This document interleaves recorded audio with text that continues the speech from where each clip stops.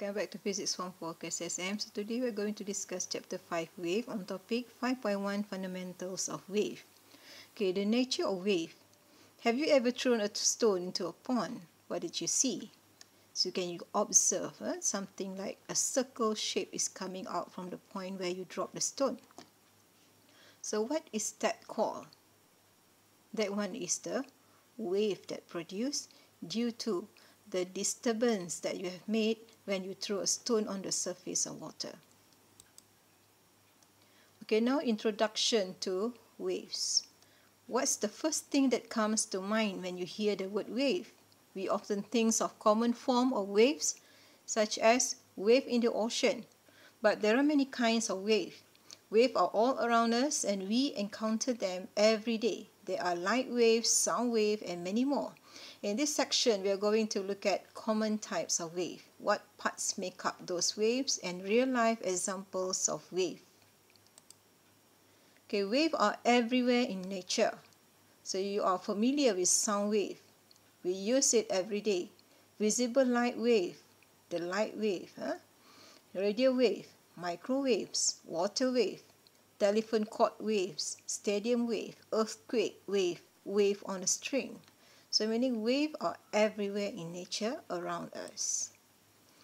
Okay, how wave is produced? So before that, let's look at what is oscillating system or vibrating system.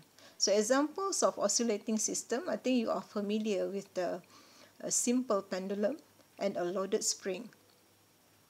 So what is complete oscillation? As we know that for the simple pendulum, let's say it will move from A to B and then B to C and repeat the same path. So what is complete oscillation? So from point B to C and back to B. For example, from B to C and then back to B. So the time taken to make one oscillation, we call it period T. So this motion like B to C and C back to B, we call it one complete oscillation. Or for this loaded spring, also same, moving down and up and down again along the equilibrium position, meaning repeat the same motion, we call it one complete oscillation. Okay, you can refer to your textbook, activity 5.1. So you can see the activity is done. For example, we hang an iron bob to a string and then oscillate, or you pull it so that it will oscillate. So when the iron bob touch the surface of water repeatedly, meaning the spring oscillate up and down, so it will create a wave on the surface of water. Okay, so same thing here. You put a table tennis ball at the tuning fork. What you do? At first, the tuning fork is knocked to produce vibration to its prong. Then you place a table tennis ball. So you can see the table tennis ball is vibrate or move up and down, showing that the vibrating tuning fork also produce energy that transferred to the table tennis ball. So what is wave actually? So waves can be produced by an oscillating or vibrating system. So once the system vibrate or oscillate, it will transfer out energy. So the energy that transferred out is in form of wave. Okay, because wave also known as an energy carrier. For example, the oscillation of an iron bob on the water surface produces water wave. The vibration of tuning forks in the air produces sound wave. Oscillation and vibration are repetitive motion, or we can say to and fro motion along the same path. Repeat the same path of motion about an equilibrium position in a closed path. So for example, we have a slinky spring here, put on a table. Then you have two students or two persons holding the slinky spring, one at NA and another one is NB. So the person at NA will shake or move the slinky spring sideways, side by side. Okay, so what happened at the slinky spring? We put a ribbon, red color ribbon. So you observe what happened to the ribbon when the slinky spring is moving. Okay, So the NB is fixed, not moving, only A is moving. So this one is activity 5.2, so you can refer to your textbook. Waves are produced when medium vibrates at fixed position. Propagation of wave transfers energy from one place to another without transferring the matter to the medium. So you want to explain the concept, does the matter also transferred when the energy is transferred from one point to another. So the slinky spring, we mark here the red ribbon as one of the molecules of the medium. So energy is transferred from NA to NB because the person here also can feel like his hand tends to move sideways also. So meaning energy is transferred from A to B. But the ribbon is moving sideways, like up and down, okay, or left and right like this, perpendicular to the direction of the energy transferred. So you see the ribbon does not move along, it does not change position, it just stay here. Okay, so meaning energy is transferred without transferring matter. Okay, now the concept that wave transfer energy without transferring matter, we can observe again here, the slinky spring. This is the red ribbon from A to B. So direction of transfer of energy is from A to B. So the movement of wave from NA to B. So meaning energy, the wave is moving from A to B, left to right. The ribbon only vibrates about in a fixed position. Okay, so up and down. The ribbon does not move in the direction in which energy is transferred. So from here we can say propagation or the movement of the wave transfers energy from one place to another without transferring the matter of the medium. Okay, so meaning like a surface of water, the molecules of water transfer the energy, okay, or in form of water wave, but the molecule of water does not move together with the wave, only transfer energy from one point to another. Okay, this is activity 5.2, what we have done, what we discussed before. So you can do this in the lab with your teacher. Discussion. What is felt by the pupil at NB after the slinky spring is moved from side to side? His hand also tends to be pulled sideways. He will experience like something is trying to move his hand, meaning energy is transferred to his hand. What is the direction of energy transfer along the slinky spring? So from A to B, left to right. Describe movement of the ribbon tied to the slinky spring. The ribbon moves up and down or perpendicular to the direction of wave. Okay, now we want to discuss type of waves. So type of wave, we have progressive wave and standing wave or stationary waves. Let's look at the first one, progressive wave. What is the meaning of progressive wave? Wave move energy from one place to another. In a progressive wave, the wavefront moves through the medium. We'll discuss more later. So the wavefront here is also known as wave profile for the wave.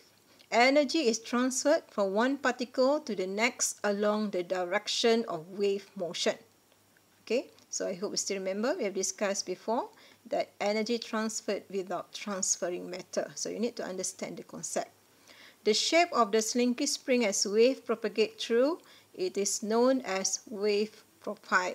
So for this slinky spring, you can see this part, okay, and this part. So this one we call it wave profile.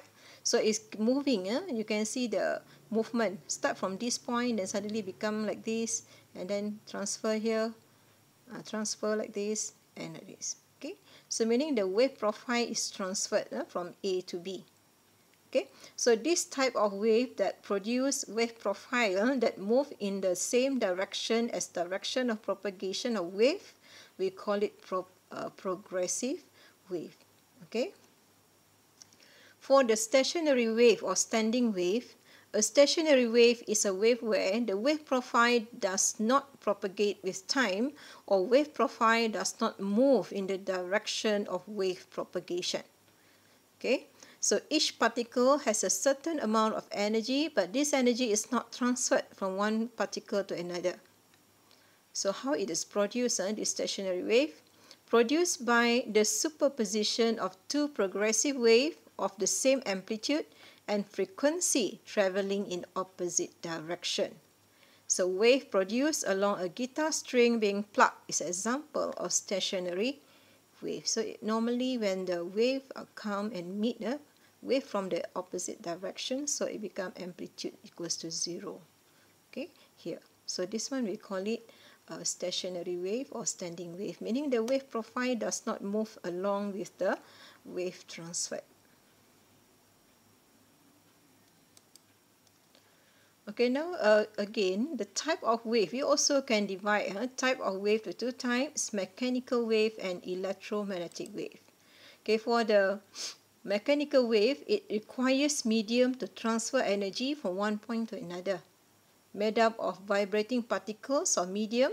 Water wave, sound wave, and seismic wave on the surface of the earth are examples of mechanical wave.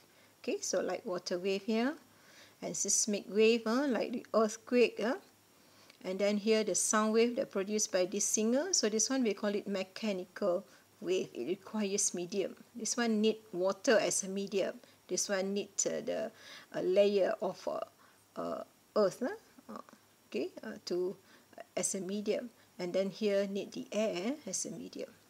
Okay. Electromagnetic wave, it does not require medium to transfer energy, meaning it can travel in vacuum, made up of oscillating electric and magnetic field perpendicular to each other. So it consists of electric field and magnetic field that are perpendicular to each other. Example, we have radio wave, light wave, and gamma rays. Example of electromagnetic waves. So you can see here ionizing and non-ionizing radiation. So you can read through about this one, the type of wireless and RF exposures to be aware of, wireless technologies, okay, dirty electricity, power lines, radio and TV, towers, radar, okay, wireless technologies include cell phone towers, Wi-Fi, WiMAX TV, and FM towers, radar, okay, microwave oven, wireless computer equipment, and all this requires electromagnetic wave. Okay, for example, the handphone and microwave, and using microwave. Okay, an example of ionizing radiation could be X-rays. Okay, type of wave. For the progressive wave, we have two types of wave also. It's transverse wave and longitudinal wave. So the progressive wave, just now we have discussed that the wave profile move along with the direction of wave. So wave move energy from one place to another. In a progressive wave, the wave front moves through medium. There are two types of progressive wave, transverse and longitudinal. So transverse wave are wave where displacement of particle in the medium is perpendicular to the direction of wave is traveling in. So you can see as you move the slinky spring sideways, you can see the ribbon like moving sideways also, like up and down. Okay, perpendicular to the direction of wave. Direction of wave is from P to Q. The ribbon is moving up and down. Okay, so it's perpendicular. So this one produces transverse wave. Longitudinal wave are wave where displacement of particle in the same medium as the wave traveling in. So what we do, we just move the slinky spring like this, push it so that it create a compression and rarefaction region like this. Okay, so you can see the ribbon is moving along the direction of the wave or parallel to the direction of wave.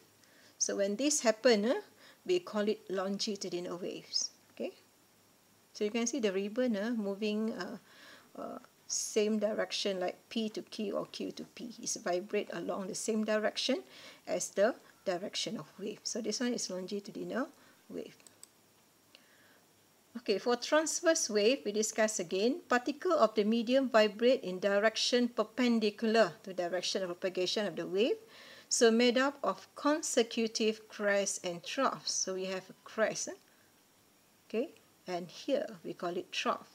Okay, so for the transverse wave, we can discuss it has crest and trough. So you can see the direction of the molecules is moving like this. Okay, so direction of the vibration of particle So the orange color shows direction of movement. Okay, so direction of the propagation is horizontal or left to right, but direction of movement or vibration of particle is up or down. So meaning perpendicular. So example, we have radio wave, light wave, and water wave.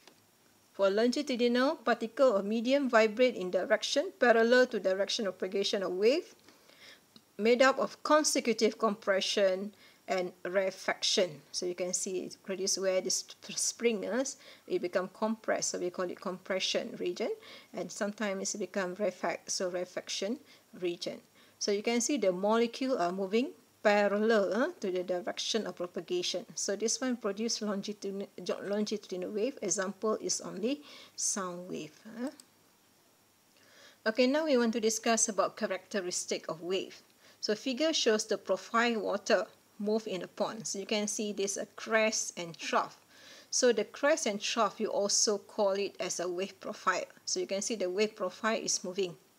Okay, so the term that we want to discuss about the characteristic of wave is amplitude, capital A, period, capital T, frequency F, wavelength, lambda, wave speed, V. So let's look at the definition. So you need to memorize all the definition. So amplitude A, maximum displacement of particle from its equilibrium position. Okay, the time taken by the particle to make one complete oscillation by a source to produce one complete cycle, we call it period T. Frequency is number of complete oscillation made by the source in 1 second. Wavelength, distance between two consecutive points in phase. In phase meaning same displacement and same direction. So you can see crest, crest, crest, crest. So this one we call it in phase. Trough, trough, trough, trough, in phase. So the wavelength. Later we discuss more about this one. Wave speed, distance traveled per second by a wave profile. So when we always mention about equilibrium position, what is the meaning of equilibrium position? We mention like the molecules or the particle oscillate at the equilibrium position. Okay, so meaning is the original position of particle before a system oscillate. Okay, for wave of frequency F, there's a relationship between F and T. So we have F equivalent to 1 divided by T, or F equivalent to reciprocal of period. Displacement is distance of particle from equilibrium position. Okay, now when we talk about wave motion, we want to discuss about distance travel, time taken, speed. So that one we call it wave motion. Okay, look at, we have figure 5.13 illustrates the amplitude, points in phase and wavelength of transverse wave. Identify several other distances that are equal to wavelength. So we mark here. So here we have x1, x2, x3 and x4 known as crests. Okay, z1, z2, z3 is trough. Okay, and y1, y2 is 1, 3 is 1 point here at equilibrium position. So now we want to discuss the definition of points which are in phase. So you must understand the concept of in phase. In phase means the molecules are moving in the same direction and same displacement. Like crest, crest, crest, crest. If molecule x1 moving up, meaning x2 also moving up, and they have same displacement, that is equivalent to amplitude. Because here is A. For Z1, Z2 and Z3, the displacement is also A. So same displacement. And the molecules are moving downward, so they are moving in the same direction. So same thing, Y1, Y2 and Y3. So we can say point are in phase is X1, X2, X3, X4. So crest, crest, crest, crest are in phase. And then Y1, Y2, Y3, same displacement equals to 0, and the molecule is also moving in the same direction. So this one in phase. Okay, if you say that this point is also in phase, so it's wrong already. But at this point, direction is opposite. Even displacement same, but direction is opposite. Okay, Z1, Z2, and Z3 are also in phase. So we call it in phase. The one for transverse wave, we can discuss about crest and trough. For figure 5.14 shows the points in phase and wavelength of a longitudinal wave. Can you define its wavelength in terms of compression or rarefaction? Okay, just now for the wavelength we have discussed before. For transverse wave, distance between two consecutive points which are in phase. In phase we have, if x1 and x2, this is also lambda. Between x2 and x3, this is also lambda. Between x3, x4, also lambda. Between y1 and y2, lambda. Between y2 and y3, lambda. Between z1 and z2 is lambda. Between z2 and z3 is lambda. So we use the general definition for lambda. There is distance between two consecutive points which are in phase. Consecutive maksudnya ialah bersebelahan atau yang berturutan. Okay. Okay, ini ialah longitudinal wave. So longitudinal wave, it produced by compression and rarefaction region. So what we do, we have P1, P2, P3, P4. So this one is compression region. So distance between two consecutive compression region is lambda. Or you discuss about rarefaction, take the center to center. Rarefaction, rarefaction, rarefaction. So distance between two consecutive rarefaction region is also lambda. So because P1, P2, P3 and P4 in phase, because all are compression region, Q1, Q2 and Q3 are in phase. So this one is rarefaction region. Okay. Okay, now how to determine speed of wave? Figure 5.15 shows the profile of a transverse wave at one instance and after a period t of the wave. In time t equals to period, the wave profile propagates through the same distance as wavelength lambda. Just now we have discussed, lambda is the distance between two points which are in phase, like crest to crest or trough to trough. So you can see here the distance between two points which are in phase actually covers lambda distance. Okay, the distance covers is lambda. Okay, look at the diagram here.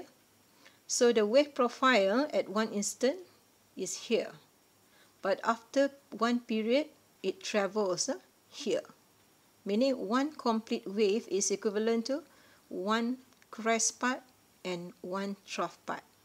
So the whole thing here, we call it one complete wave. So the time taken is period and the distance traveled is lambda.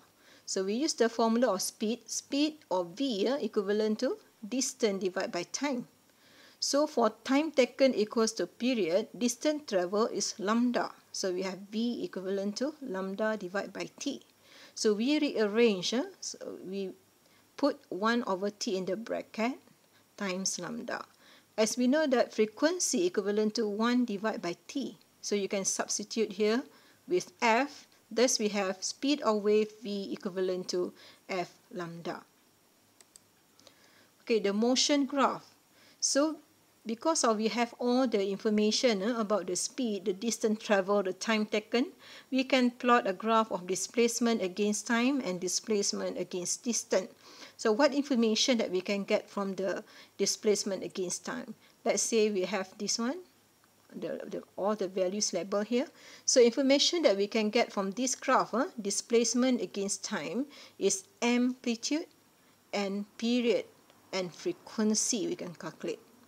For the graph of displacement against distance, we can get amplitude, we can get wavelength. We cannot get period from here because the x-axis here is distance, not time taken. So for A, let's say for this graph, we want to determine what is amplitude. So amplitude A equivalent to 5 cm. You just read from here. And the period T, time taken for one complete wave, equivalent to 4 seconds. And the frequency, you calculate 1 divided by 4, 0.25 Hertz. Okay. For the displacement against time, let's say you want to find amplitude, so also 5 cm. Wavelength lambda for one complete wave here is 5 cm. So we have all information, meaning we can calculate speed, v equivalent to f lambda.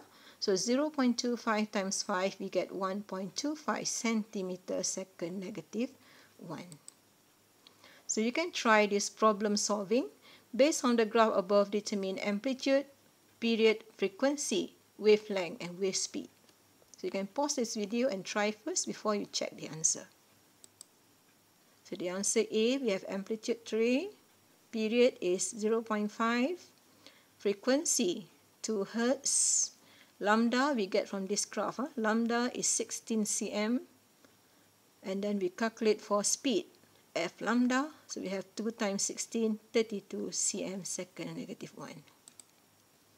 So how to determine wavelength, frequency, f, and wave speed? So in the lab, we have a ripple tank. It's a device that used to study water wave. It consists of water tank made from perspex or glass, ripple generator, digital xenon stroboscope, mirror, glass screen, and dipper. Then you have this one in your lab. You can try it later. So if we use a dipper, plain dipper, so we get a plain wavefront. If we use a spherical dipper, we get a curved wave or a spherical shape or circular wave is produced. So how can we determine the value of lambda, frequency, and wave speed from the image that produced at the screen here? So let's say this is the image. So what we do, we can use ruler and measure the wavelength. The wavelength is measured between two successive wavefronts using a ruler. Wavefront is a line that joins all points which are in phase, like crest. Join all the crests. We have this line. So this is the next wavefront. So distance between two consecutive wavefront, we call it wavelength or lambda. So we measure, use ruler, use stroboscope to freeze the pattern or wave that produced. As we know, it's keep moving. So use stroboscope. Either we use a xenon stroboscope or hand stroboscope. Okay, so you can freeze it and put a ruler there. You can read, okay, the value. Okay, so frequency of the wave equivalent to frequency of dipper or vibrator, the one that's set here. So the speed can be calculated using V equivalent to F lambda.